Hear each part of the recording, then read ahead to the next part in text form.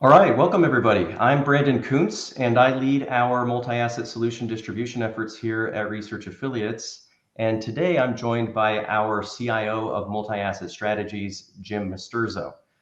Today we're going to be reviewing our asset allocation interactive tool, which we've recently enhanced with some additional functionality and some modest refinements to the forecast that we have for about 130 different asset classes and portfolios. When you land on this tool, the default currency is in US dollar terms, but there are 5 other developed market currencies that you can utilize from the perspective of an investor that's not domiciled here within the US.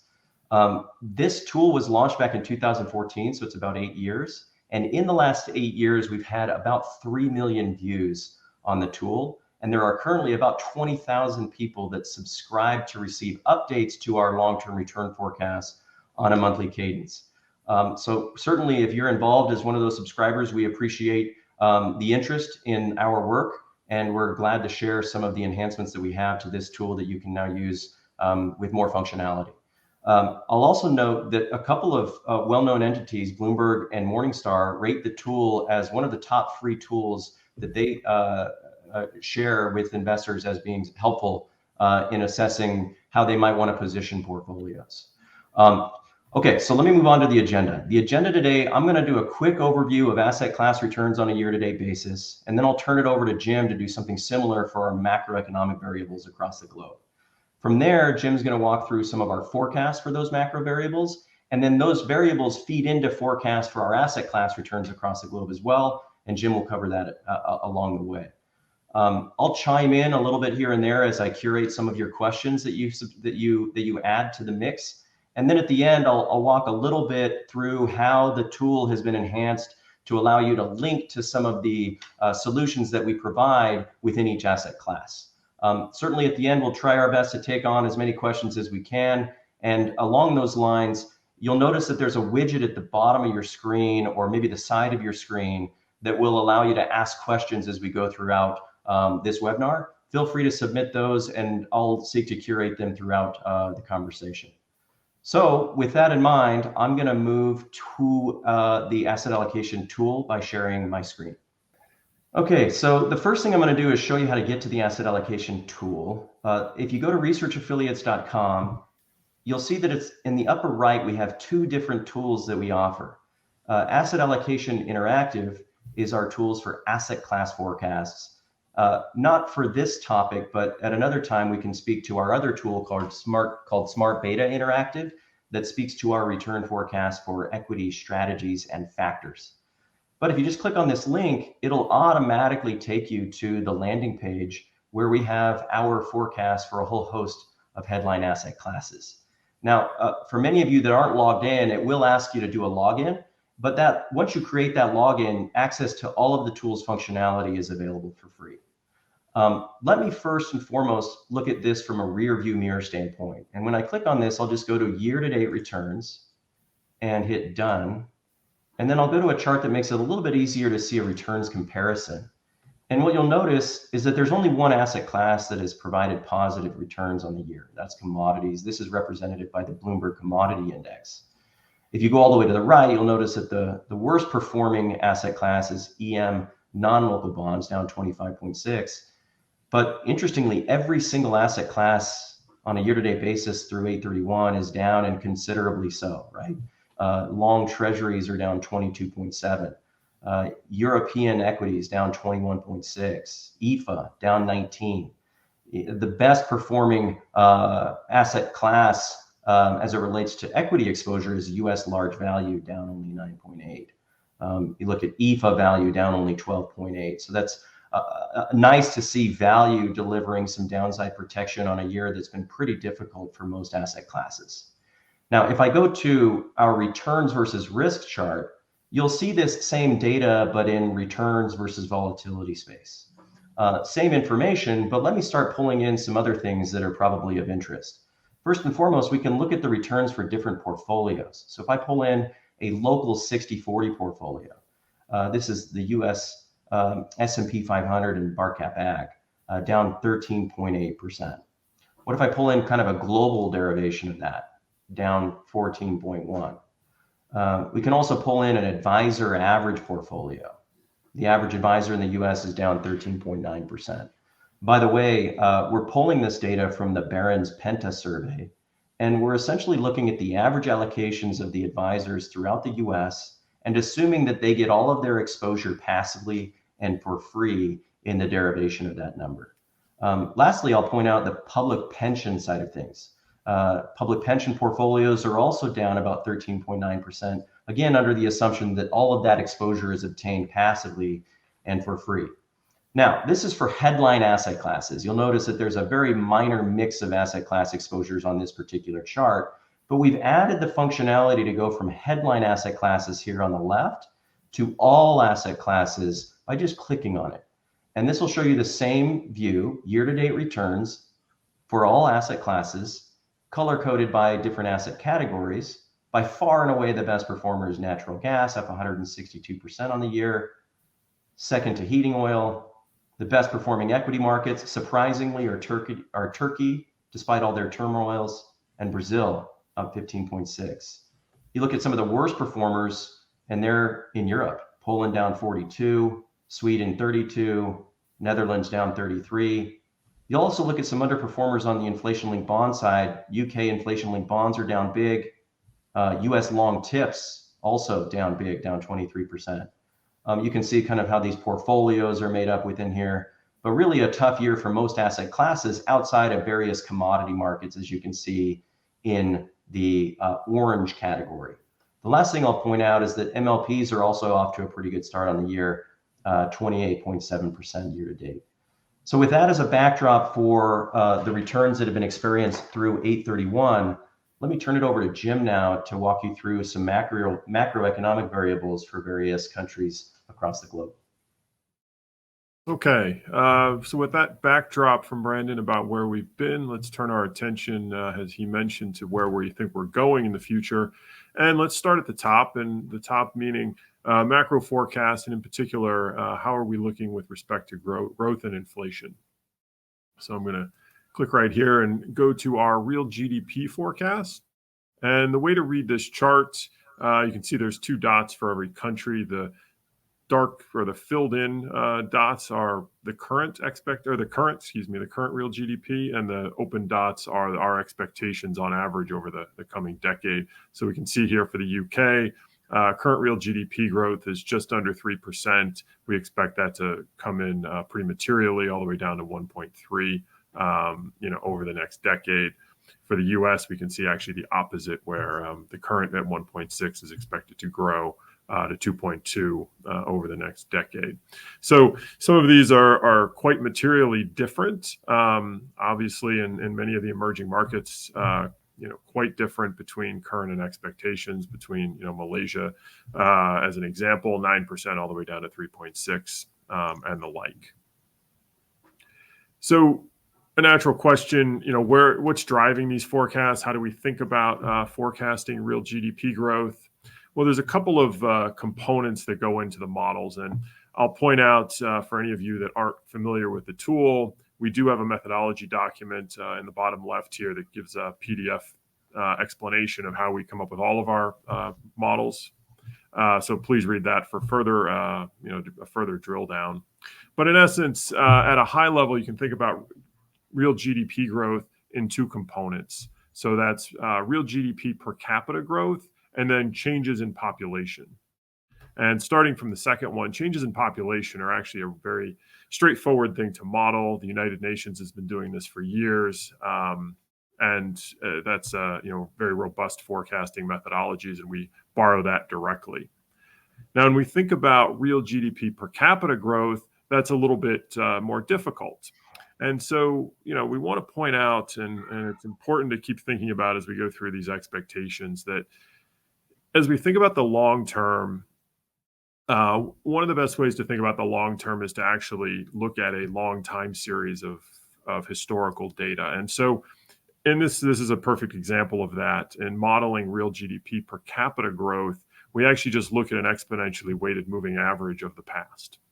And that gives us a good central tendency for where things will go in the future. However, it's not enough. if we go back and just look historically, and let's use the US as an example, but really this applies to most developed markets, we've had major shifts in demography over the last 50 years that won't necessarily play out into the future. The workforce is aging in many developed markets and many emerging markets for that matter. And so that means that productivity growth, which is really what we're talking about when we're talking about real GDP per capita growth, is not expected to be the same as it was in, say, coming out of the 70s into the 80s, the 90s, and the 2000s. And so we make an adjustment to account for the fact that workforces are aging at different rates in different countries. And that adjustment to the exponentially weighted moving average gives us a better prediction of the future. So if we put those components together, that's how we land on these expectations that you see here.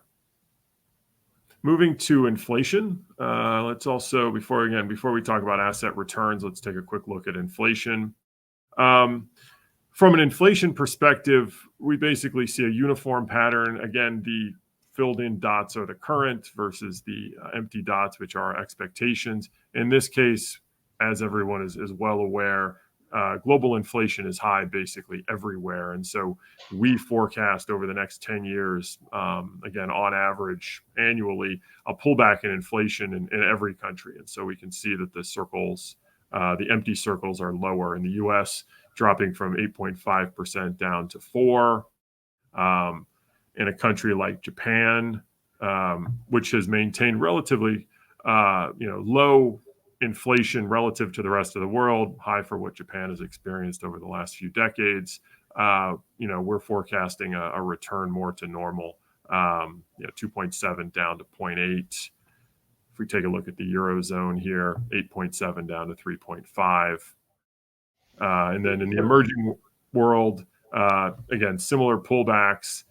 A country like Poland, Brandon pointed out the headwinds in the Polish equity market over the last year, inflation running in the mid-teens, pulling back to 6.8, which is still significant inflation, but not nearly what they're experiencing today.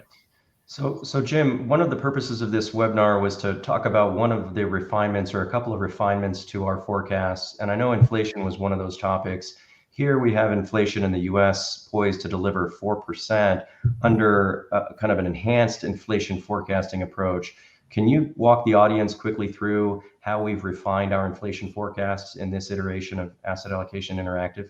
Sure, absolutely. So let me answer that by explaining what we do in the model today. And again, we start the model for inflation by thinking about what we think equilibrium inflation should be in each country. And again, that's based on a moving average of the past, an exponentially weighted moving average, which will put more weight on recent observations relative to to the long past. But again, we want to capture that moving window.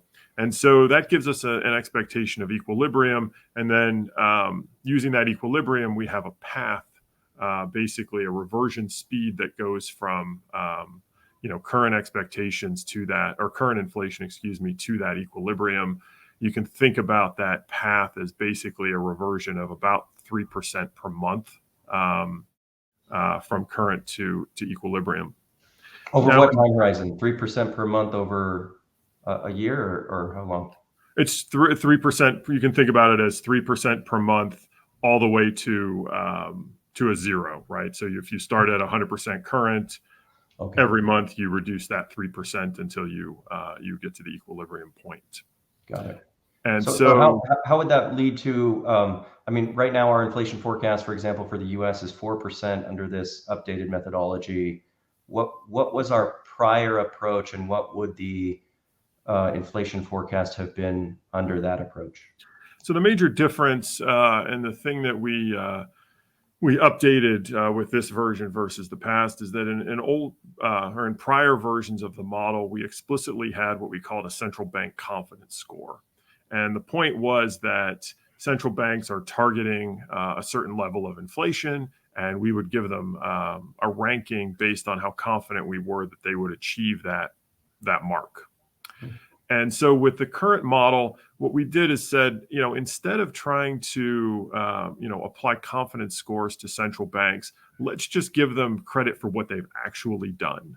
So, if the Fed says we want, 2% or now on average 3%, and inflation has been running at, 8%, well, we're not going to give them confidence in that. We're just going to rank them based on how they've done. So the change is basically to say, let's remove these confidence scores and just apply a very straightforward, what have you done for me lately kind of approach. And does that lead to kind of better results overall in just forecasting longer term equilibrium inflation? Yeah, it's a much more straightforward model. There's less subjective inputs, obviously, with these confidence scores. To your earlier question on the difference in the model for the U.S. Under the old model, where the Fed had a relatively high confidence score and their ability to meet their stated target, our expectation would have been about 40 basis points, 50 basis points lower. So instead of 4%, call it 3.5%, 3.6%. So it's just slightly higher. And this doesn't make a large difference as it relates to desired portfolio positioning if it's universally applied across all asset classes and countries, or how do you think about that? No, it really doesn't make a huge difference. Again, in most of these, as we'll talk about here in a minute with expectations, because you're getting a relatively uniform impact, and it's not completely uniform in that obviously the confidence scores of different central banks were different, but on average these differences are the 40, 50 basis points is similar across countries. And so we're really just talking about level shifts up and down of returns. So from a portfolio perspective, what you want to overweight or underweight remains largely unimpacted. Got it. So with that, I think that's a nice segue to going to our risk and return chart. So moving beyond the macro now as we think about how this impacts different asset classes. And, to start, I think the most straightforward, as we've done in the past, is just to start with the S&P 500 and talk briefly about how we, construct the models and what we're displaying here. So again, as we click on US large and we open up our card here, again, our building blocks components of yield growth and valuation change. And let me just open these up real quickly so we can talk about each one. Overall, the nominal return for the U.S. is 5.9%. At least that's the central tendency. Our confidence in interval goes from just above 0 to 11.5%. So that's a 90% confidence around our central tendency of 5.9. Now that 5.9 again starts with just the current dividend yield. So anyone can look this up. This is the dividend yield for the S&P as of the end of last month. As we think about the growth component, there's two pieces of growth. We forecast directly real earnings per share growth, and then add on top of that expected inflation that we just talked about to get a nominal growth expectation. And the real earnings per share growth is based on a long term of trend earnings per share. And that's an important point. In any year, earnings per share growth year over year is a very volatile series. Sometimes you have, growth rates in the teens.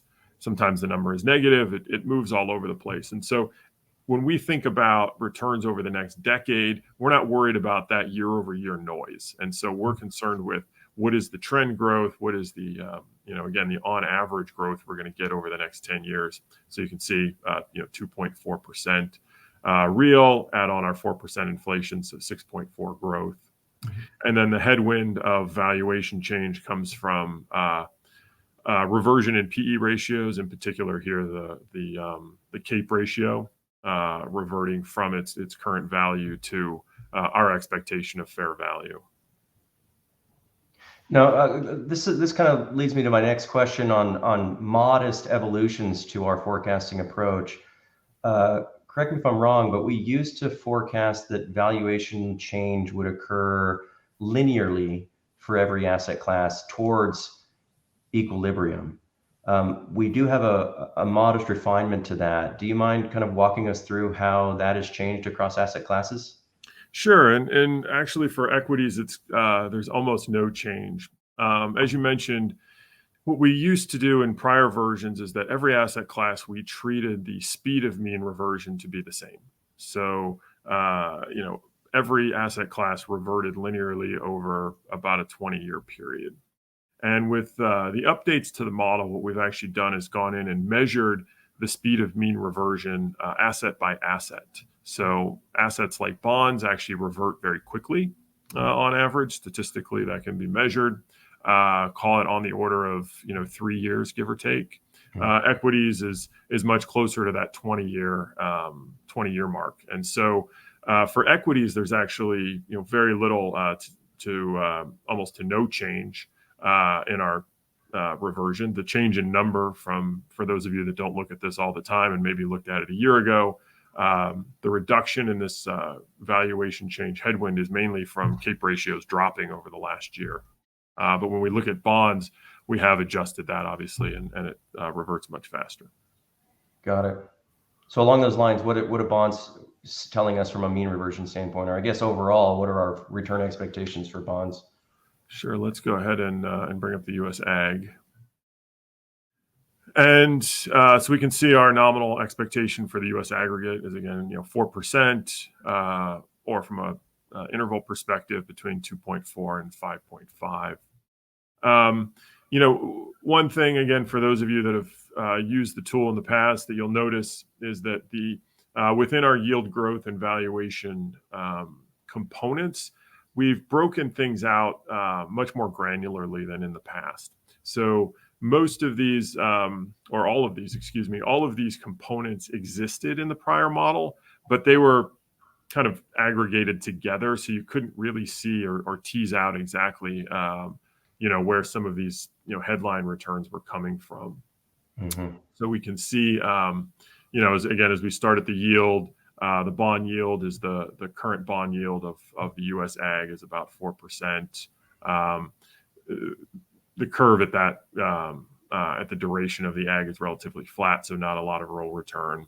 You can see credit losses from the corporate debt that exists within the U.S. Ag, and then under valuation we break it out amongst the change in yield, so the change in the level of yields and spreads, the change in the roll return or the change in the spread. So for those of you familiar with the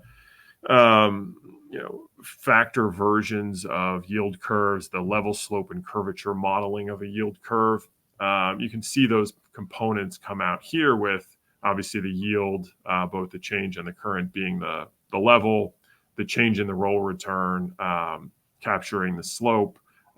We don't model explicitly the curvature, but that's usually a de minimis, a de minimis factor. I shouldn't say we don't model it. It is captured, but it can't be teased out readily from the way we break it out here. And I'm noticing that just the treasury and spread valuation impact is de minimis. Does that mean that we're relatively close to fair value if the assumption is that bonds mean revert more quickly to equilibrium than other asset classes? Yep, that's right. So a very minimal reduction in yields for the Ag. Got it.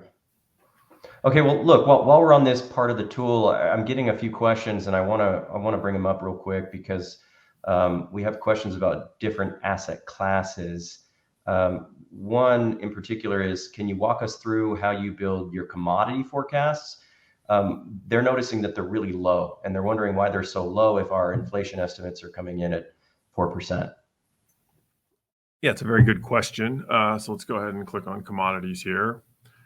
And again, we'll see our commodity forecast nominally is 3.7%. So actually slightly below what we see for inflation, which was at 4% in the US. And again, I will just open up our components here. So if we think about commodities, obviously commodities don't pay any income. So there's no yield per se if you're thinking about investing directly in commodities. Everything is just price change. If you go buy a brick of gold or silver or a barrel of oil or a tanker, whatever, the return of that is basically just based on the difference between the price that you bought it at and the price that you're going to sell it at. Mm-hmm. But Importantly here, we're not investing in spot commodities. We're representing commodity futures. So you do get income from the fact that those derivative instruments have, you'll be investing in some amount of collateral. We're going to assume that the T-bill yield. And so we can see that we get, 2.9% of return from the collateral.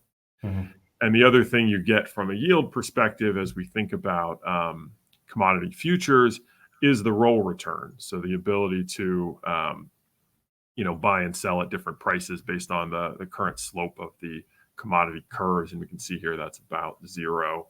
Over time, again, there's some return impact from the change in that collateral return, as well as the asset valuation here, which is the spot return or expectations of spot returns in commodities.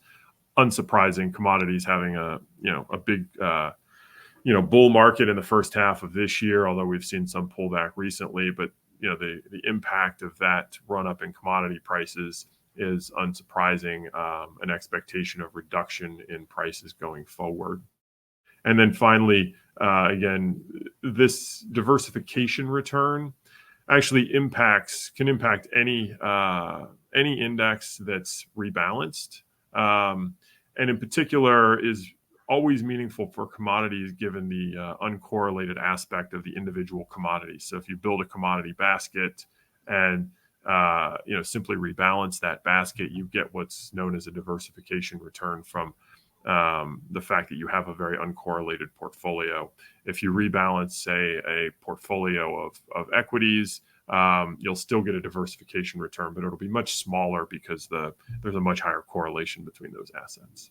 Okay, good deal. So just so the audience is aware, that diversification return will not appear if you're looking up our return expectations for individual commodities. Last question here, Jim. On the commodity carry front, I'm noticing that it's flat, but a lot of commodity term structures are in backwardation. What's the rationale for that commodity carry being flat as opposed to positive today? The commodity carry is just an average of the commodity term structures, but not just today, but also into the future. And so, when we think about, and this is an important point, so I appreciate whoever asked this question, asking it. When we think about commodity futures, if you look at the life of a commodity future, it's usually on the order of, say, a month all the way out to, maybe 3 or 4 months, depending on where you are in the year and the roll returns or the roll structures of certain commodities. And so if we just looked at the current term structure, that's really noisy when we think about a 10-year expectation, because the life is very, very short. And so as we think about modeling the carry, we also model what we think the average term structure will be for each commodity and average those together. So as Brandon, as you said, the term structures today for many commodities are in backwardation, oil being the one that everyone talks about, but it's not restricted to oil. Many term structures are in backwardation. But if we were to just look at the current term structures, we'd have to have another component that was an offset to basically show the change in the term structure. And so instead of doing that, here is a place where we decided to just aggregate those together. Got it. Okay, looking at another question here, just on while we're talking about different asset classes. One of the questions comes from somebody that's clearly been looking at asset allocation interactive in the past, because they're noticing that our TIPS forecasts have risen on the year, and they want to know if that's more a function of the modifications to our return forecasts, or if that's more a function of just changing valuations or prices. Right. So TIPS TIPS have, the TIPS yield has risen. We can see the current yield right now at 70 basis points. So real yields, which have been negative for, quite a few years now, have finally returned to being positive as nominal yields have risen, but higher than break-even inflation. So that's taken the real yield curve positive. Mm-hmm. So that automatically has bumped up our TIPS forecast. Now, as you think about TIPS, it's important, and TIPS being based off of break-even inflation. There's a natural question: how does break-even inflation interact with our inflation expectations. Obviously, 10-year break-even rates are, in the 2.5% range. Our forecast for inflation is 4%. So, how do you square that circle?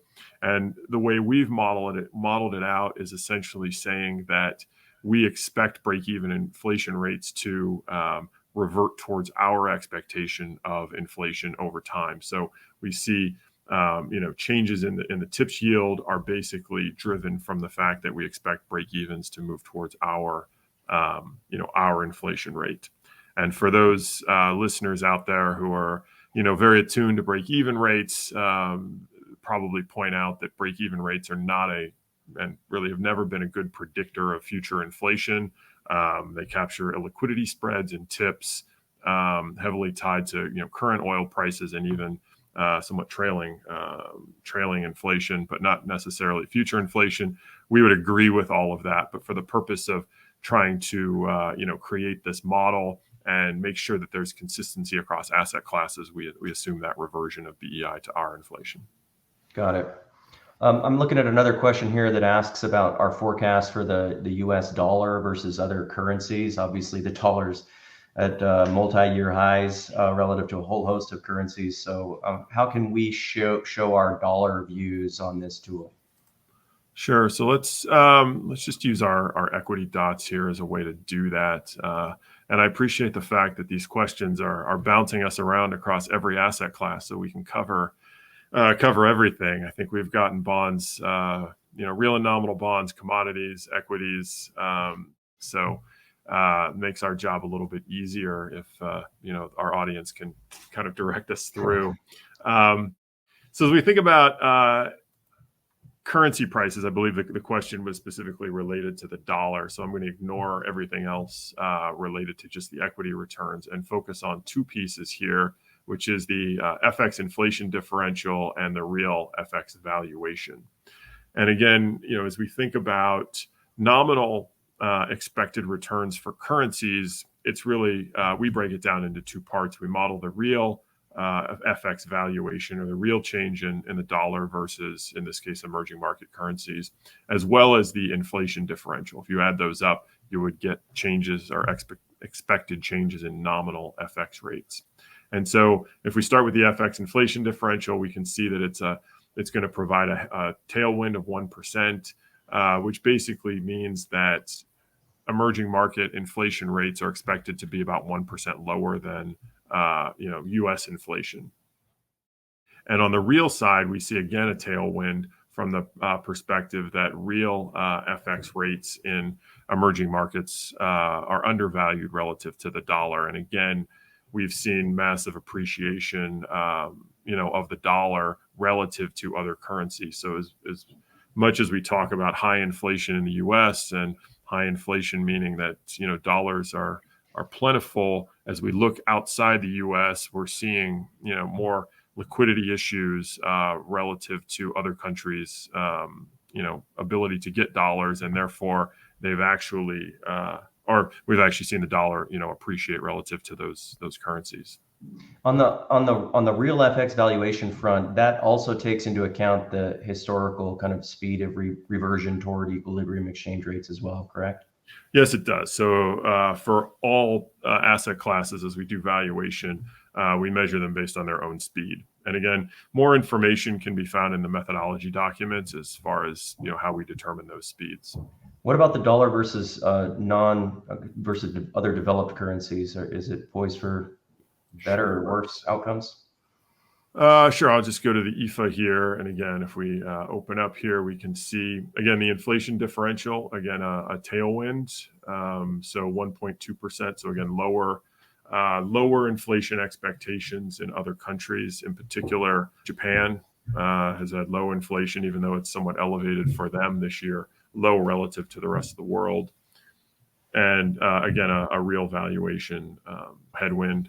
Again, many people know the euro today is trading, about around parity, but has actually dropped even below parity recently. So the dollar has been strong against really all international currencies recently, and so we expect some reversion in that. Okay, I'm looking at one last question before I know we want to move on and talk about portfolios, but this one seems pretty relevant. Uh, it says, in the last few months, your forecasts have changed pretty substantially. How volatile can these longer term forecasts be? So on average, the expectations themselves should not be very volatile. The components of the expectations, the yield, the growth, those components unto themselves are have very low volatility. There can be some volatility in the valuation change, again driven by markets.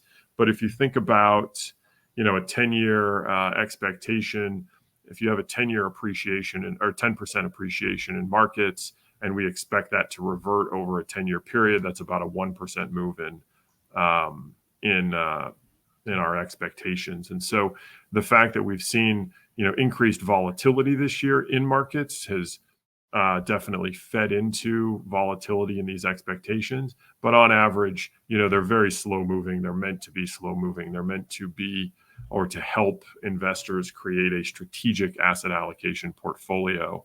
And so that's how they're constructed. Great. I'll leave it at that for now on the questions front.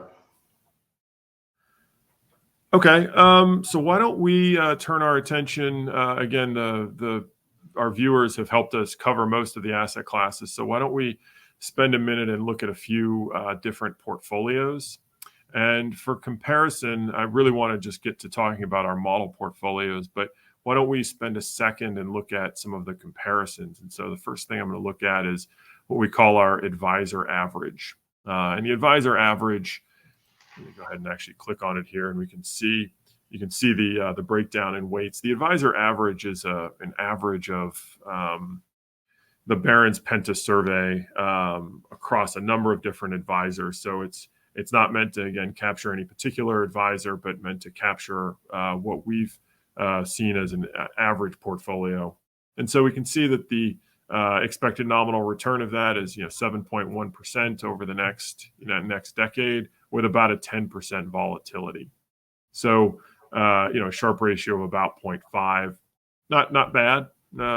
Definitely better than it's been. Again, many of these expectations are higher than they've been in the past, just due to the fact that a lot of markets have sold off.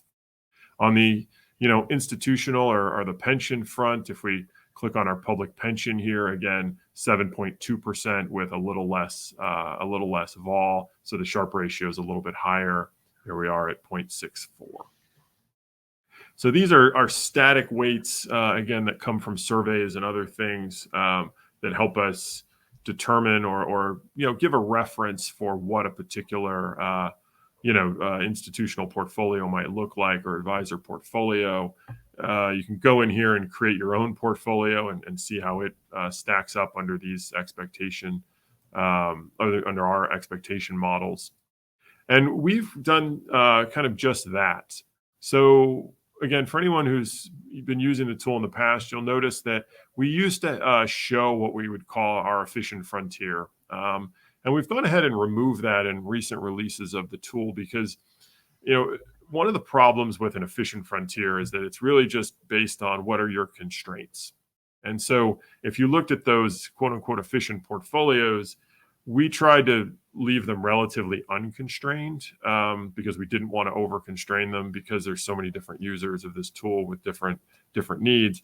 One of the problems with that is that you end up having very concentrated and somewhat uncomfortable portfolios. So what we've replaced that with is something we released, I guess it's been about a year now, which is our model portfolios. And we can see here we have 4 of those: conservative, moderate, aggressive, and the all equity model. And so if I click on our moderate portfolio here, we can see that we've benchmarked this to the global 60/40. And we can see that, our nominal expected return is 7.7% relative to the global 60/40 of 6.6. So call it 1.1% higher. So when I click on our moderate model here, we can see that the expected return is about 7.7%. And the benchmark for this moderate portfolio is the global 60/40. And we forecast that to have an expected return of about 6.6%. So we can break down here and see the different components. The important part here is that because the volatility of our moderate portfolio is actually a little bit below that of the global 60/40, we actually come away with a materially higher Sharpe ratio, almost 0.7 here relative to 0.5. And because the tool here, our Asset Allocation Interactive, focuses on asset classes and not particular investable vehicles, this 7.7% should be considered return just simply from asset allocation. There's no security selection here, or said differently, this is a passive implementation of this portfolio. We'll go through a little bit later on. I'll let Brandon go through what happens if we actually do add some security selection on top of this, moving away from passive asset classes. So Jim, while you're at it, there, your mouse is right on that compare button, and I wonder if instead of comparing our moderate portfolio to Global 60/40, if you were to just compare it to the advisor average portfolio, could we look at that and maybe the different asset class compositions as well? Sure. So if we move to advisor average, we'll see that we move up to 7.1%. The volatility also moves up, so the Sharpe ratio is basically the same as the global 60/40.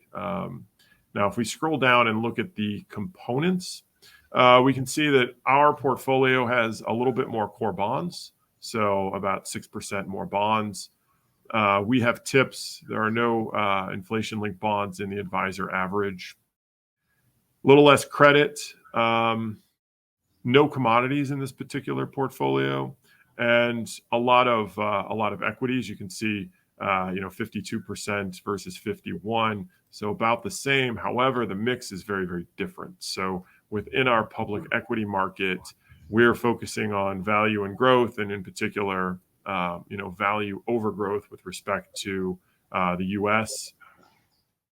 And then as we move down into small, as well as in EFA, we have value and small as well. So the mix is very, very different. So even though the amount of equities is about the same, the mix is different. We also in this portfolio don't have any private equity or hedge funds or anything like that. Got it. So this has been really helpful. I know we've gone through a lot of different forecasts here. Why don't I quickly segue to how we can make it easier to view our model portfolios, and in doing that, I'll share my screen again. Okay, so as Jim mentioned, we have this moderate model portfolio here, and we've already walked through how you can see the composition of those weights, but we've tried to make it even easier to see how our model portfolios are positioned today by adding this green button over here on the far right. If you click on this button, it will take you to our advisors landing page on our website, directly to where our model portfolios are found. I'll note that you can sign up to receive these model portfolio updates on a monthly basis for free. And you'll also notice that there are a couple of different things that you can download. One is the quarterly guide that speaks to how we build these model portfolios. I'll leave that to you to explore. But what I wanted to share was this positioning and forecast button that if you click on, it will automatically download an Excel file for you that once you open, you'll be able to see the recommended positions of all of our model portfolios. So again, you'll notice we have conservative, moderate, aggressive, and all equity. You'll also notice that we have a whole host of kind of broad asset class exposures represented within our model portfolios. You'll see what the current recommendations are and what the delta has been over the last month for each of the model portfolios. And that's encompassing everything from a passive asset class exposure on the left side of this particular screen. Now, we do offer a view of how you might invest in some of our solutions on the far right here. And all of these are just the ETF or mutual fund tickers of our partners that distribute solutions that we either sub-advise or that we've created as indices. So if you're interested in an appropriate US large value exposure, we're agnostic as it relates to whether or not you utilize an ETF or a mutual fund, but we're at least showing you what we have available. So this is something that you can certainly access on a regular cadence, as I said, monthly. And then lastly, I'll also point out there is this expected returns tab on this sheet. And when I go to this expected returns tab, it shows you our expected returns for our conservative model, moderate, aggressive, and all equity versus the underlying benchmarks. And with these forecasts, we're actually assigning about 50% of the historical alpha to the future alpha potential of the models, assuming one goes out and buys the research affiliate solution that's distributed by our partners at PIMCO, Schwab, or Invesco in providing the forward-looking assessments of potential 10-year returns for each of the models.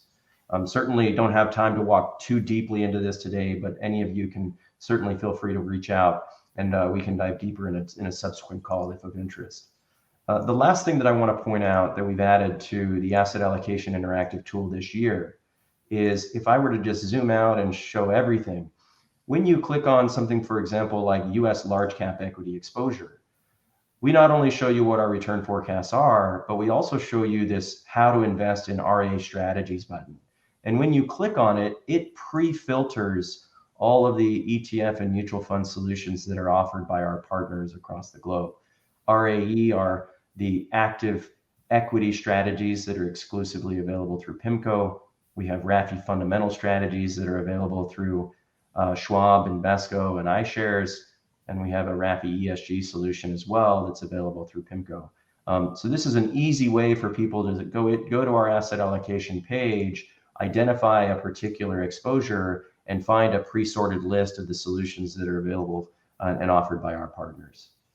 Now, I know that we've gone through a lot of different content today, but in previous webcasts, we have gotten feedback over and over and over again that we don't answer enough questions. So we are going to open it up to a little bit more Q&A for Jim to speak to. And in doing so, let me maybe start with the first question here. Okay. Here's one, Jim. It's again, as it relates to asset classes. Can you speak to how you create return forecasts for US small cap? It says, with their elevated CAPE ratio, I'm wondering why they are poised for better returns than US large cap stocks. That's a good question. So as we can see here, US small has an expected return higher than US large. And I mentioned that equity valuations are based on CAPE ratios. If we go to just looking at our CAPE ratios, we can see that US small, the current is actually above what we consider fair value, which should imply a negative or a headwind, and actually a larger headwind than we see with US large, where we can see here the current relative to the fair value. The reason for that is that if you read our methodology document, what you'll see is that when we look at CAPE ratio reversions, we don't just look at the individual country, we look at many countries in our models to build the fair value. And for large caps, that's actually really easy. There are lots of very liquid large cap markets with data histories that go back many decades. For small cap, that's not always the case. And so instead of using that approach, what we've actually done is borrow information from our sister site, our Smart Beta Interactive, which actually looks at relative differences in valuation multiples between small and large in different countries, and use that as a way to model our expected return. Got it. All right, I'm looking at another question. I think I can answer it. It says, do you have model portfolios based on your partner funds? The quick answer to that is today we don't. We're certainly happy to create them. For now, we have more of an open architecture approach where we just create model portfolios of asset classes, and then we provide potential recommended exposures of solutions that we either create or sub-advise that can be utilized, but we don't provide an explicit recommendation of which of our solutions one ought to be utilizing in that particular arena. And we also don't provide a recommendation for maybe another fund or ETF that would fill the hole in a lineup for which we don't have a strategy. But we certainly have the capabilities to do that. We've been managing multi-asset portfolios for a couple of decades now. And so I wouldn't be surprised if at some point in the future we did offer multi-asset model portfolios of partner solutions, whether they be our US partners or other partners that we eventually have in the future. Okay, let me go to another question here for you, Jim. Do you have any historical data And by the way, I'm seeing there are 3 questions that are like this. Thanks to our marketing team for curating this. But do you have any historical data that tracks what your forward-looking expected asset class returns were versus what actually materializes? Okay, that's a good question, and it's a question we get all the time, such that we actually have a slide that speaks just to that question. And so let me take a second and just explain this chart. So what we've done here is broken down returns over a 10-year period into buckets, and you can see from -2 to 0, 0 to 2, 2 to 4, so on and so forth. So these are the forecast ranges. And on the y-axis here, we actually have the subsequent returns over the next 10 years. So what's our forecast at the beginning of the decade versus subsequent over the next 10 years? And so what we've done is taken our expectations, and you can see our expected outcomes as the x-axis shows between 0 and 2, or 0 and -2, 0 and 2, so on and so forth. These horizontal lines and the diamond show the realized return over the subsequent 10 years. So you can see the diamond here is the median result. So what do we see? Well, on average, our expectations tended to be low. You can see they're below the median result. They're actually below the 25th percentile in most cases, getting a little bit closer as we move out, and then as we get all the way out above 10%, we're actually within the range. Now, for some may look at this and say, well, your expectations are just too low. That's not helpful. We want to reiterate is, again, to a point I made earlier, because there's a monotonic and difference here as you're thinking about making a portfolio. Even though our expectations might be a little low, they do provide information into how to tilt that portfolio and creating your strategic asset allocation, even if the exact absolute return that they predict might end up being lower than what we've seen historically. And how far back does this chart go, Jim, just to level set for the audience? This goes back to 1990. Okay, got it. So we look at every single asset class. What was our return expectation at that particular time? What happened in the next 10 years over the last, say, 22 or 32 years? And then what was the result, correct? That's right. And, 30 years for 10-year expectations is not a huge amount of time, but it's also important to remember that most of these asset classes didn't really exist in a, liquid form, more than, before 1990. So outside of U.S. stocks and bonds and a few others, there just isn't a whole lot of history there. So we wanted to, capture a time range where we could get a good cross section. It is nice to see that every blue diamond from left to right is higher than the next, meaning that even if we were slightly off on an absolute basis, at least on a relative ranking basis, the median result turned out in our favor. Is that a good way to interpret it? Yep, that's right. Okay, great. All right, I'm getting some time check notes from our marketing team. It looks like we've gone long, and for that, we appreciate those of you who have tuned in and stayed with us. Hopefully, we answered a bunch of your questions and spent a little bit more time on the granularities of this tool. We haven't even scratched the surface. There's so much more we can provide. So I'll just make a note that if you're interested in learning more about the tool or our methodology behind creating asset class forecasts, or if you're simply interested in how we build model portfolios or how we build solutions, we're certainly happy to have those conversations. Our email addresses are on the screen. You can find that contact information. And within the next few days, you'll also see a recording of this webinar available on our homepage on our website. With that in mind, thanks again for tuning in, and we'll see you next time.